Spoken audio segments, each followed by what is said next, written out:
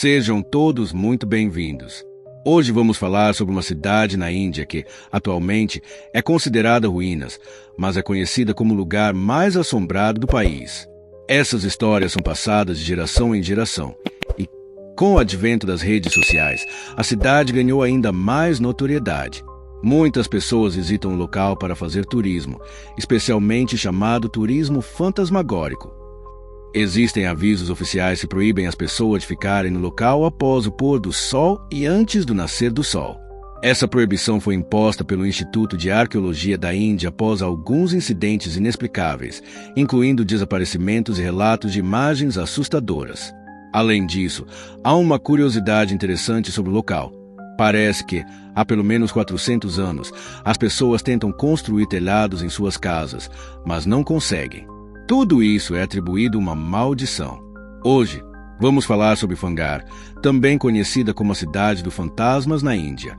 Então, fica aqui comigo, aproveita e já deixa seu like no começo do vídeo, que é muito importante.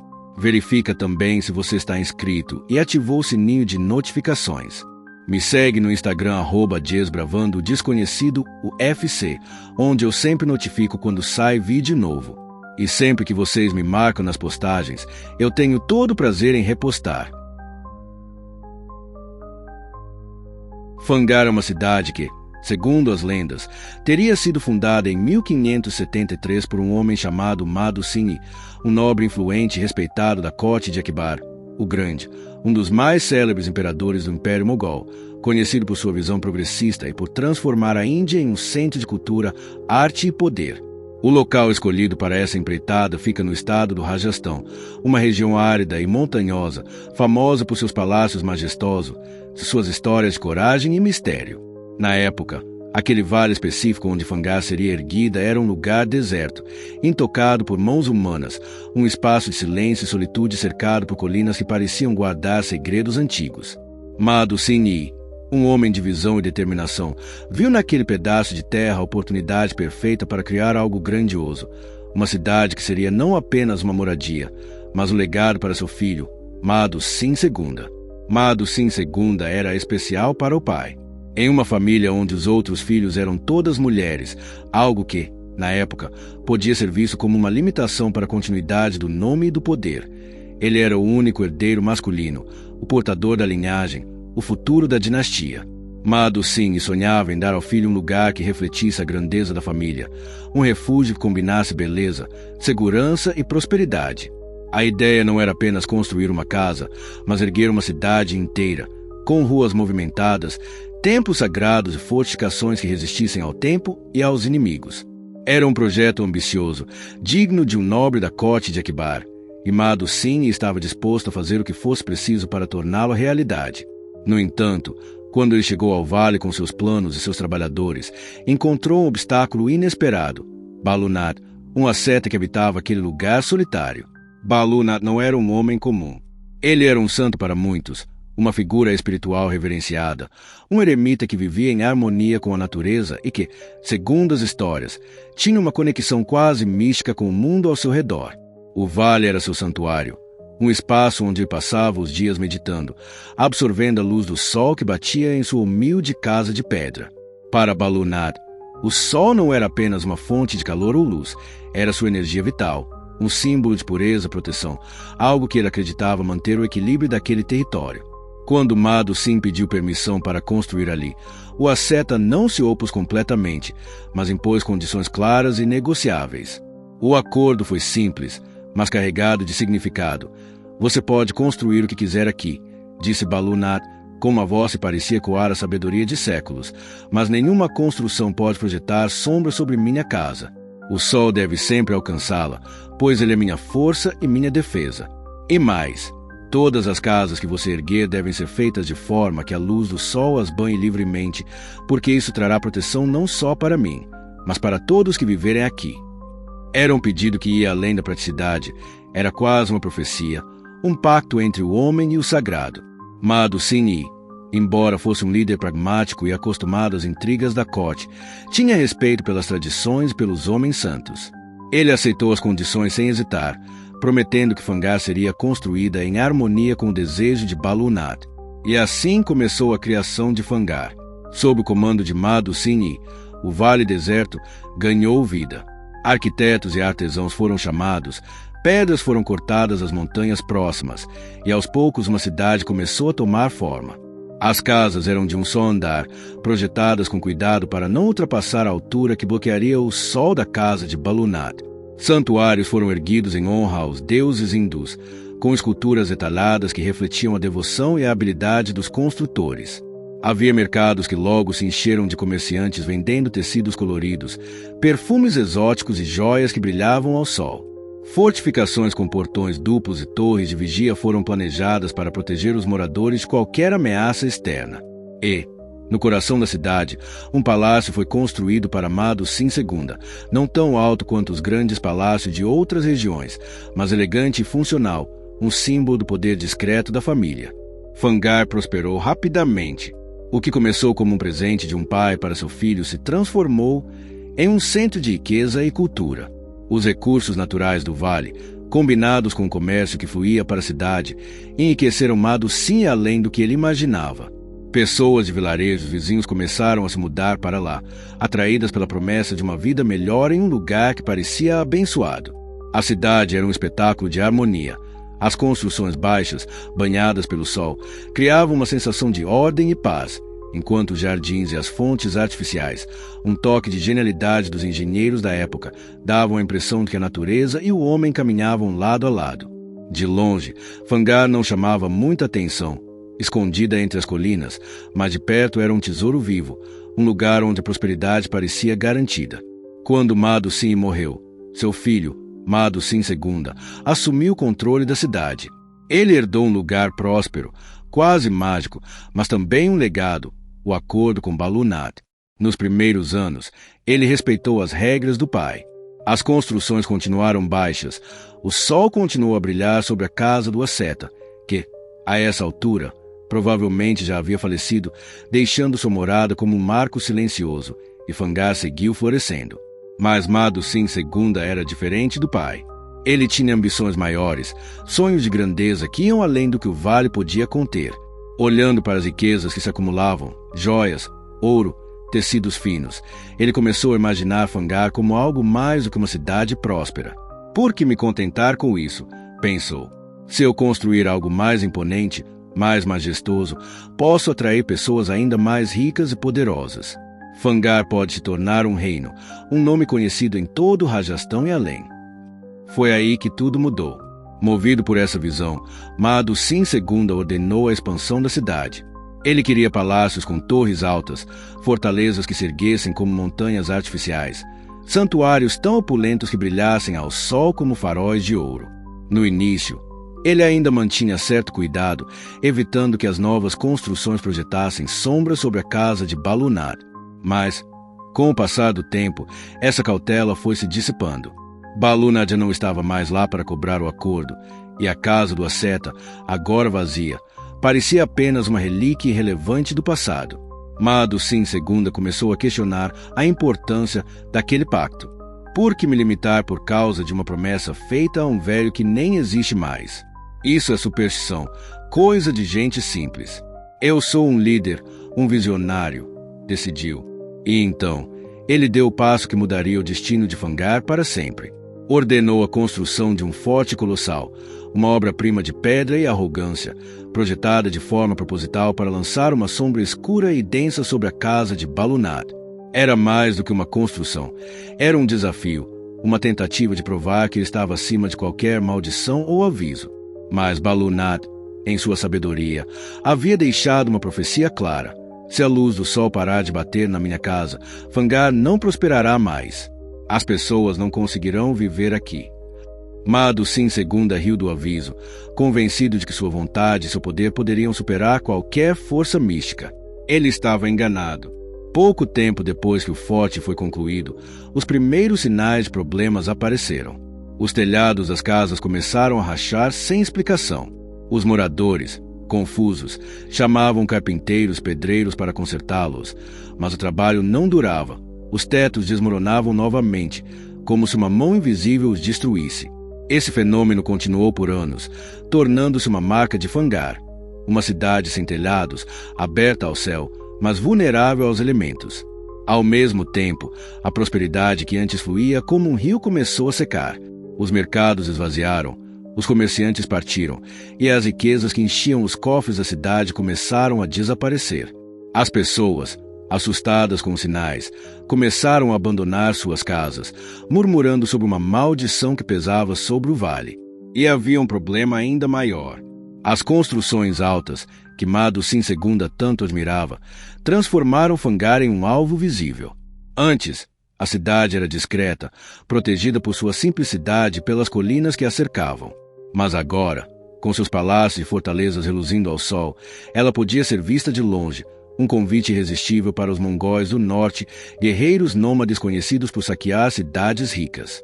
As fortificações, que antes garantiam segurança, não foram suficientes para deter o ataque. Os mongóis invadiram, massacraram os habitantes e levaram tudo que puderam: ouro, joias, tecidos. O que sobrou foi um campo de ruínas, um eco silencioso do que Fangar já havia sido. A vaidade de Mado Sim II, que buscava desafiar a profecia de Balunat, acabou custando a ele, e à cidade, tudo o que tinham. A maldição de Balunat. A lenda de Fangar, conhecida como a maldição de Balunat, carrega um peso que atravessa os séculos, uma história que mistura a arrogância humana com forças que ninguém pode controlar. Dizem que, após a morte de Balunat, o asceta santo que havia imposto suas condições para a fundação da cidade, sua casa simples de pedra permaneceu intocada no coração do vale. Era uma construção humilde, feita de blocos rústicos e coberta por um telhado modesto, mas se parecia carregar uma aura especial, quase sagrada. Mesmo depois que o velho eremita partiu deste mundo, provavelmente levado pela idade avançada, já que ele era um homem maduro quando Mado Sim chegou ao local, ninguém ousou habitá-la. Não havia registro de alguém que tivesse coragem de cruzar aquele limiar, como se um respeito silencioso, ou talvez um medo instintivo, mantivesse as pessoas afastadas. A casa de Balunat tornou-se um marco, um símbolo do pacto que ele fizera com o fundador da cidade, mas também um lembrete de sua profecia. Se a luz do sol parar de me alcançar, Fangar não prosperará mais. Este lugar será abandonado. Com o passar do tempo, porém, esse respeito foi esquecido. Mado Sim II, o herdeiro que assumiu o comando após a morte do pai, deixou-se levar pela ambição e pela vaidade. Ele ergueu construções cada vez mais altas, ignorando o acordo que mantinha a harmonia do vale. Quando o forte colossal foi concluído, projetando uma sombra escura sobre a casa de Balunat, algo mudou em Fangar. Não foi uma transformação imediata, como um trovão que anuncia a tempestade, mas um declínio lento e implacável, como se a própria alma da cidade começasse a se desfazer. Os primeiros sinais vieram das construções. Os telhados das casas, antes sólidos e bem feitos, começaram a exibir rachaduras estranhas, como se uma força invisível os estivesse quebrando por dentro. Os moradores, surpresos e preocupados, chamavam artesãos para repará-los, mas o esforço era inútil. Mal os concertos eram concluídos, as rachaduras voltavam, maiores e mais profundas, até que os telhados desmoronavam por completo, deixando as casas expostas ao céu. Esse fenômeno virou um mistério que ninguém conseguia explicar. Carpinteiros experientes, acostumados a trabalhar com a madeira e a pedra do Rajastão, ficavam perplexos. Alguns tentaram reforçar as estruturas com vigas mais grossas ou pedras mais resistentes, mas nada funcionava. Era como se o próprio Ad Fangar rejeitasse os telhados, como se a ausência do sol na casa de Balunat tivesse desencadeado uma maldição que se espalhava por cada canto da cidade. Os moradores começaram a sussurrar entre si, lembrando-se das palavras do asceta. Ele avisou. Diziam em voz baixa, enquanto olhavam para os destroços de suas casas. Ele disse que isso aconteceria. O medo começou a crescer, e com ele vieram outros sinais de decadência. Os jardins, antes verdejantes e cheios de vida, começaram a murchar. As fontes artificiais, que outrora encantavam os visitantes com seu fluxo cristalino, secaram ou entupiram, como se a terra estivesse se revoltando contra os habitantes. Mas os problemas não pararam nas construções. A prosperidade que havia transformado Fangar em um oásis de riqueza começou a desaparecer. Os mercados, que antes servilhavam com comércio de tecidos finos, perfumes exóticos e joias reluzentes, foram ficando silenciosos. Os comerciantes, Sentindo que algo estava errado, pegaram suas mercadorias e partiram para outras cidades.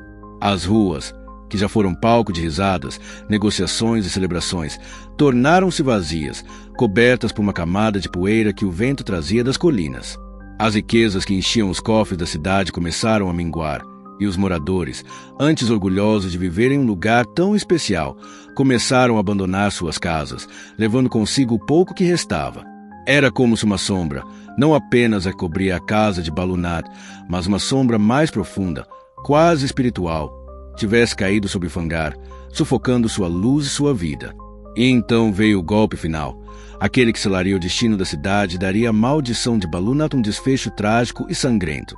As construções altas, erguidas por Mado Sin II em sua busca por glória, transformaram Fangar em um alvo visível. Antes, a cidade era discreta, escondida entre as montanhas, protegida por sua simplicidade pelas fortificações estratégicas planejadas por seu fundador. Mas agora, com seus palácios e torres brilhando ao sol, ela podia ser vista de longe, como um farol de riquezas em um mar de deserto. Essa ostentação chamou a atenção dos mongóis do norte, um povo guerreiro e nômade que cruzava as terras da Ásia em busca de cidades para saquear. Para eles, Fangar não era apenas uma cidade, era um prêmio, um tesouro reluzente cheio de ouro, joias e tecidos que valiam fortunas. O ataque, quando veio, foi brutal e implacável. Os mongóis chegaram como uma tempestade de poeira e aço, suas espadas cortando o ar e seus gritos ecoando pelas colinas.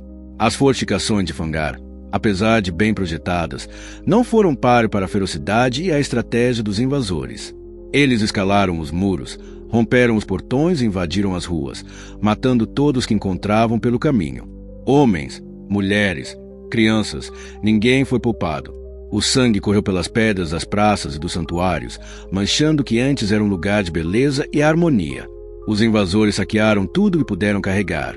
As joias que adornavam os pescoços das mulheres, os tecidos finos que pendiam nos mercados, o ouro que enchia os baús do palácio. O que não conseguiram levar, destruíram, deixando para trás o cenário de devastação e silêncio. Mas a história de Fangar não termina com a destruição física.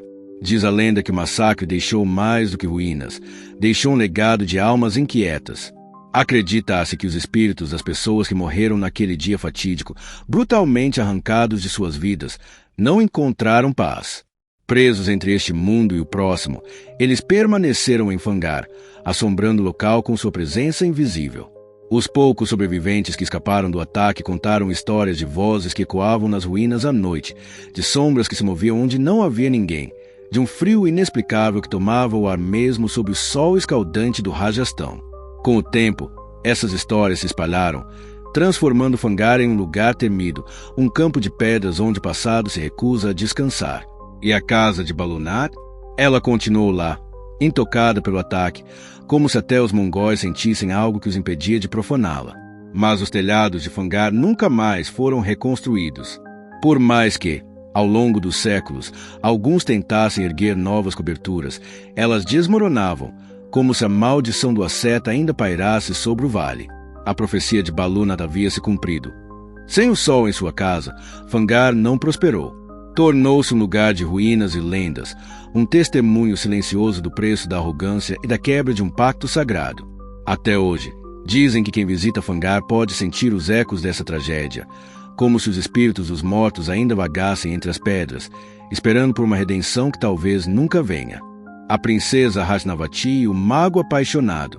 Além da maldição de Balunad, outra lenda igualmente fascinante e sombria paira sobre as ruínas de Fangar, envolvendo uma figura que parece saída de um conto de fadas trágico, a princesa Hasnavati.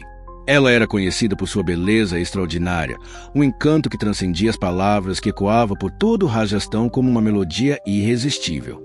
Hasnavati era filha do neto de Mado Sin, o fundador da cidade, e vivia no palácio de Fangar em uma época em que a cidade já começava a sentir os primeiros sinais de decadência após a quebra do pacto com Balunad.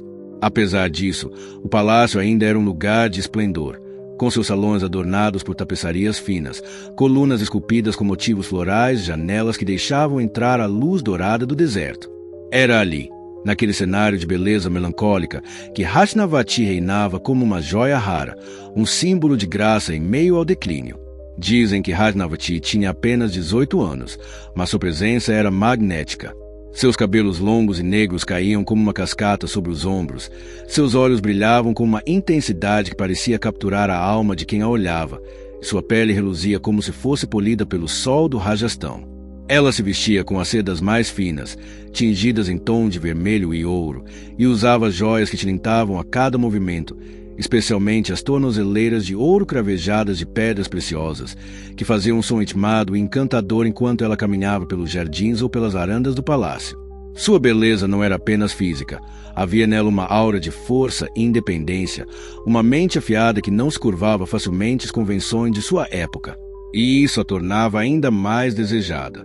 Por causa de sua fama, Hasnavati atraía pretendentes de todos os cantos do Rajastão e além.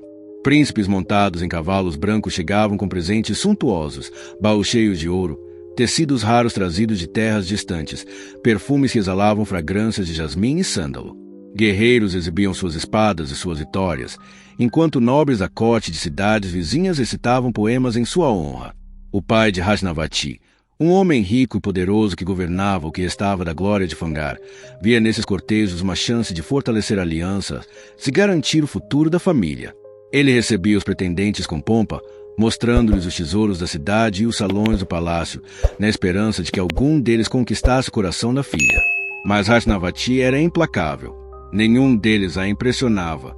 Ela rejeitava cada proposta com um sorriso educado, mas firme, deixando claro que seu coração não estava à venda, nem mesmo por todas as riquezas do mundo. Foi nesse contexto que surgiu Singhia, um mago que vivia nas sombras de Fangar.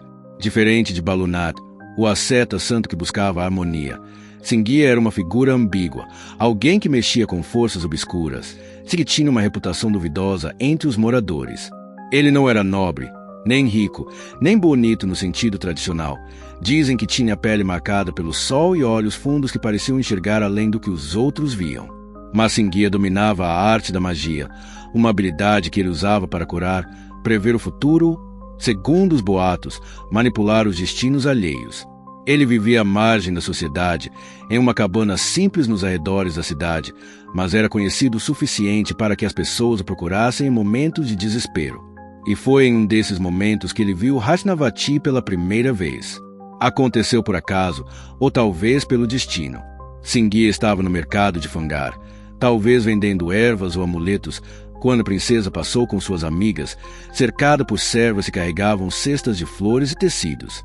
O som das tornozeleiras dela ecoou como um chamado, e quando ele ergueu os olhos, ficou imediatamente enfeitiçado. Para Singhia, Hasnavati não era apenas uma mulher, era uma visão, uma deusa viva, um ideal que ele precisava possuir. A paixão que tomou conta dele não era um amor puro ou gentil. Era uma obsessão ardente, um desejo que queimava como fogo e que consumia a cada dia. Ele começou a segui-la em segredo, usando feitiços para rastrear seus passos, observando-a nos jardins do palácio ou nas ruas da cidade. Quanto mais a via, mais sua mente se perdia naquele delírio, até que ele tomou uma decisão. Hasnavati seria dele, custasse que custasse. Singhia sabia que não tinha chance de conquistá-la pelos meios comuns. Ele não tinha títulos, riquezas ou charme para competir com os príncipes que batiam à porta do palácio. Mas tinha algo que os outros não tinham: magia. Então, ele se trancou em sua cabana e começou a trabalhar em um plano desesperado. Passou noites sem dormir, misturando ervas raras, óleos viscosos e ingredientes que ninguém ousava nomear, murmurando encantamentos sob a luz de velas tremeluzentes. O resultado foi uma poção de amor, um líquido escuro e perfumado que ele acreditava ser infalível. Se Hasnavati o tocasse, ficaria eternamente apaixonada por ele, incapaz de resistir ao seu feitiço. Mas havia um risco. Se o plano falhasse, a magia poderia se voltar contra ele, e contra Fangar. Sabendo do gosto da princesa por perfumes, Singhia viu a oportunidade perfeita. Ele colocou a poção em um frasco delicado, disfarçando-a como uma essência rara, e fez com que ela chegasse às mãos de um comerciante do mercado, talvez com um suborno ou um feitiço de persuasão. O frasco foi oferecido a Hasnavati em uma de suas saídas com as amigas, quando ela passeava entre as barracas cheias de cores e aromas. O comerciante, encantado com a presença da princesa, apresentou o perfume como um presente especial, algo único que combinava com sua beleza. Hasnavati, Curiosa, pegou o frasco e o examinou, girando-o entre os dedos. Mas algo a fez hesitar.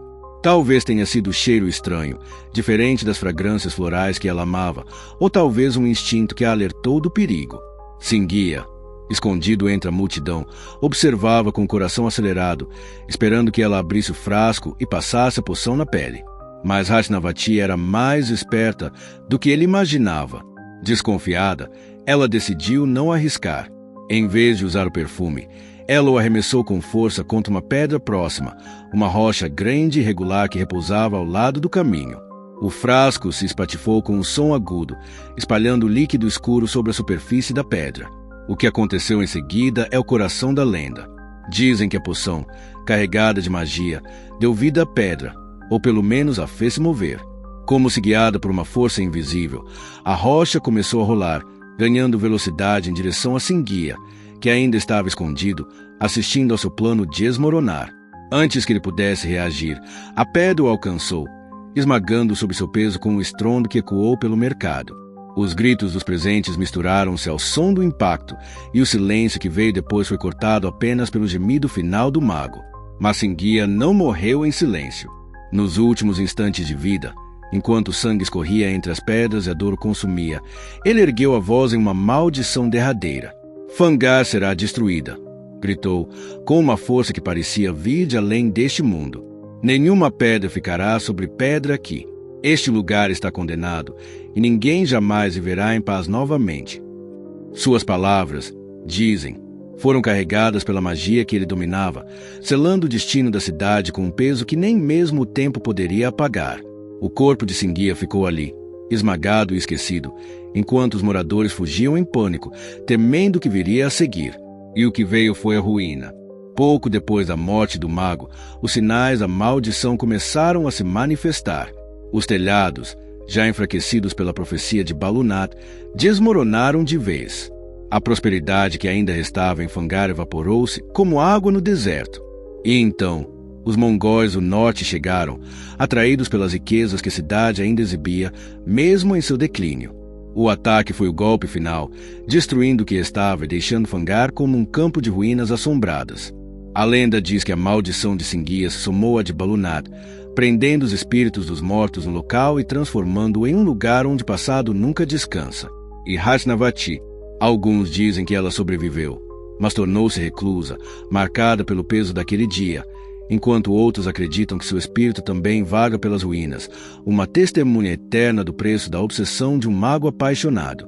Fangar hoje, a cidade dos fantasmas. Hoje, Fangar é um lugar que parece congelado no tempo, uma relíquia do passado transformada em um campo de ruínas silenciosas que exalam uma aura de mistério e melancolia. O que já foi uma cidade vibrante, cheia de vida, mercados movimentados e palácios reluzentes, agora não passa de um amontoado de pedras desgastadas, santuários sem telhados e muros que desmoronam sob o peso dos séculos. Localizada no estado do Rajastão, cercada por colinas áridas e vegetação esparsa, Fangar é um contraste impressionante. De dia, suas ruínas têm uma beleza quase poética, banhadas pela luz dourada do sol que reflete nas pedras antigas. À noite, porém, o lugar se transforma em um domínio sombrio, onde as sombras dançam entre os escombros e o silêncio é quebrado apenas pelo vento que uiva pelas construções abandonadas. É como se a cidade carregasse as cicatrizes de suas lendas, um testemunho vivo, ou talvez nem tão vivo assim, das maldições que a condenaram. Fangar não é apenas um sítio arqueológico qualquer. O local é protegido pelo governo indiano sob a supervisão do Archaeological Survey of India, ASI, uma instituição responsável por preservar os tesouros históricos do país. Mas essa proteção vai além da simples conservação das ruínas. Há uma proibição oficial, estampada em placas desgastadas na entrada da cidade, que veta a permanência de qualquer pessoa no local após o pôr do sol e antes do nascer do dia. Não é uma recomendação casual ou uma sugestão para turistas desavisados. É uma regra estrita, reforçada por guardas que patrulham a área e por advertências que ecoam entre os moradores das vilas próximas. O motivo? Uma série de incidentes inexplicáveis que transformaram Fangar em um lugar temido, um ponto no mapa onde o sobrenatural parece se misturar com a realidade de maneira perturbadora. Os relatos de quem visita Fangar, ou de quem ousa desafiar as regras, são o que alimentam sua fama como a cidade dos fantasmas. Muitas pessoas contam experiências que desafiam a lógica e arrepiam até os mais céticos.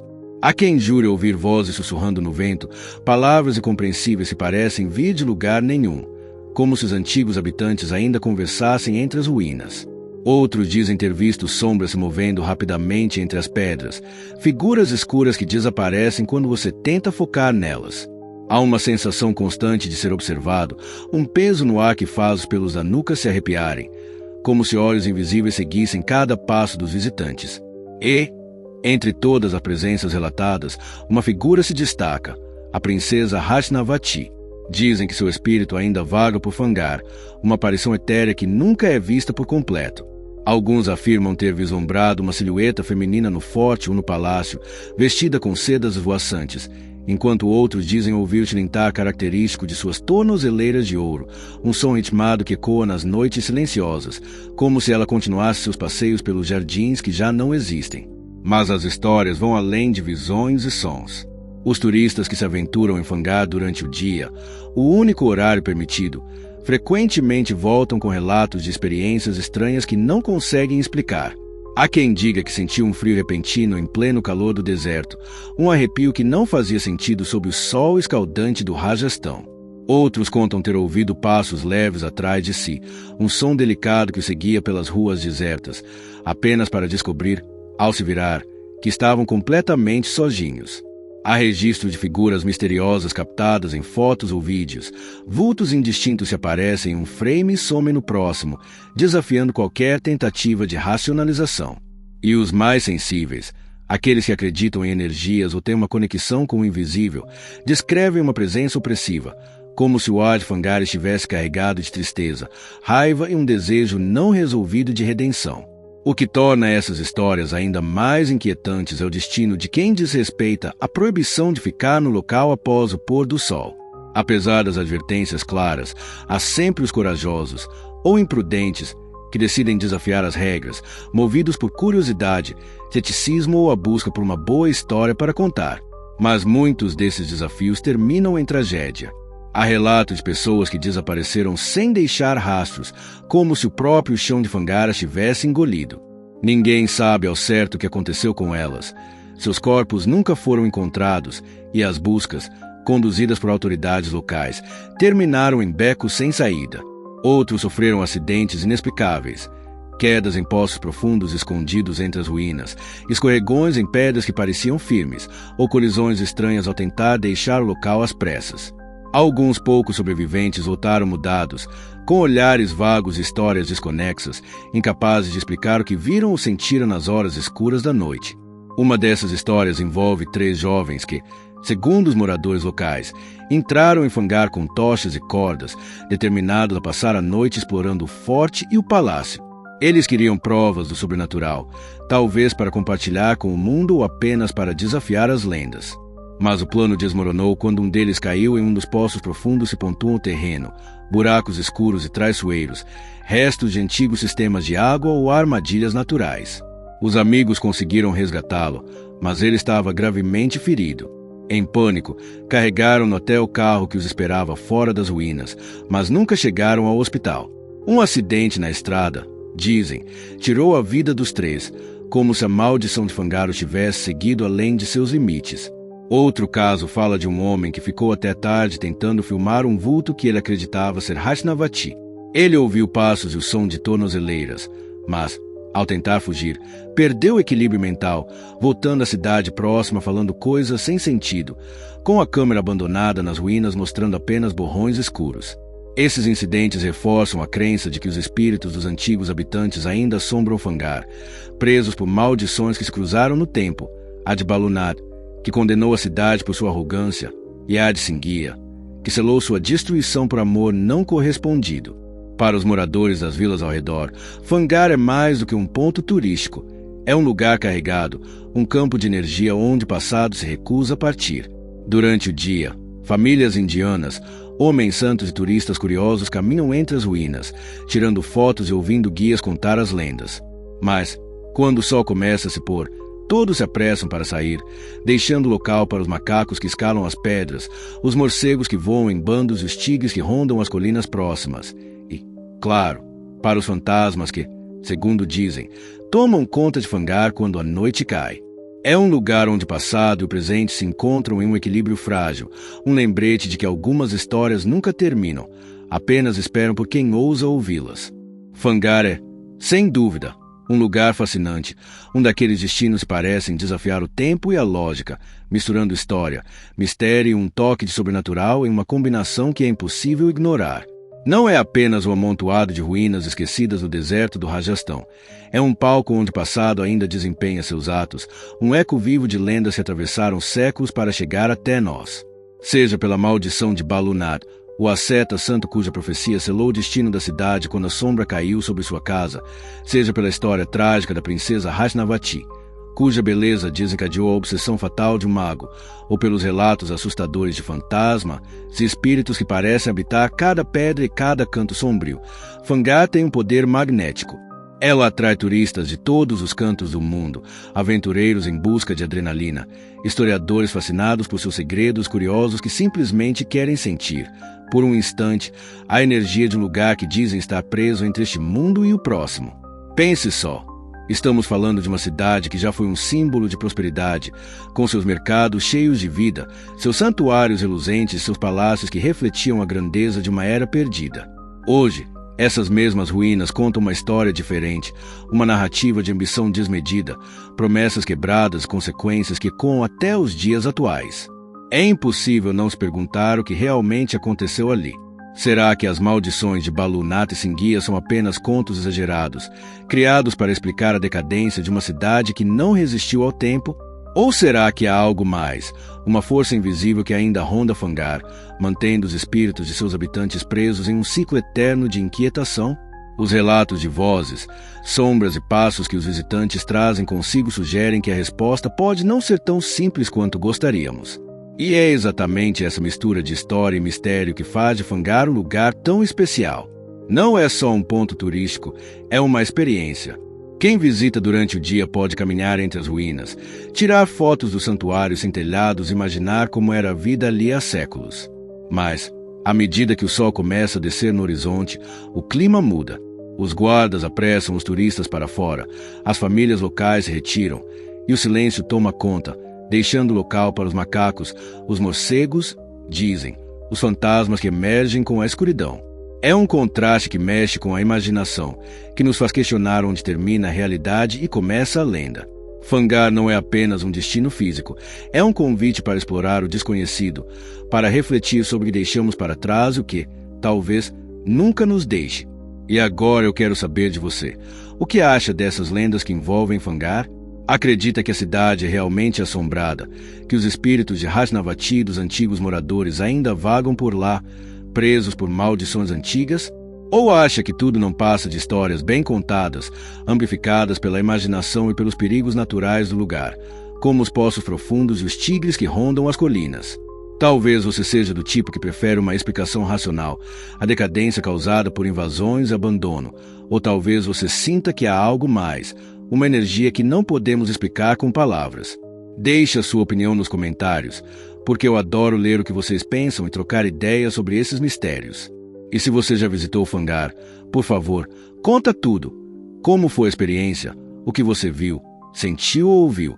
Teve algum arrepio estranho ou voltou com uma história para contar? Sua vivência pode ser o pedacinho que falta para a gente entender melhor esse lugar tão intrigante. Antes de me despedir, não esquece de deixar aquele apoio maroto aqui no vídeo, tá? Um like rapidinho faz toda a diferença para a gente continuar desbravando o desconhecido juntos. Se ainda não está inscrito no canal, aproveita agora para se inscrever. É só um clique e você entra para o nosso time de exploradores de mistérios. Ativa o sininho de notificações também, porque assim você não perde nenhum conteúdo novo que vem por aí. E eu prometo que tem muita coisa legal na fila. E se quiser ficar ainda mais pertinho, me segue lá no Instagram, no @desbravandodesconhecidoofc. Eu sempre posto novidades, curiosidades extras e aviso quando tem vídeo fresquinho saindo do forno. Ah, e se você me marcar nas suas postagens, seja com uma foto de Fangar, uma teoria sobre as lendas ou só um comentário sobre o que achou, eu faço questão de repostar com o maior carinho. Essa troca com vocês é o que dá vida a tudo isso. Então, por hoje é isso. Espero que você tenha gostado de mergulhar comigo nas histórias de Fangar, esse lugar que é ao mesmo tempo lindo e assustador, histórico e sobrenatural. Desejo a todos vocês um excelente final de semana, cheio de descanso, alegria, quem sabe, um pouquinho de curiosidade para explorar o desconhecido por aí. Um super beijo no coração de cada um e até o próximo vídeo, quando a gente vai desbravar mais um mistério juntos. Fui!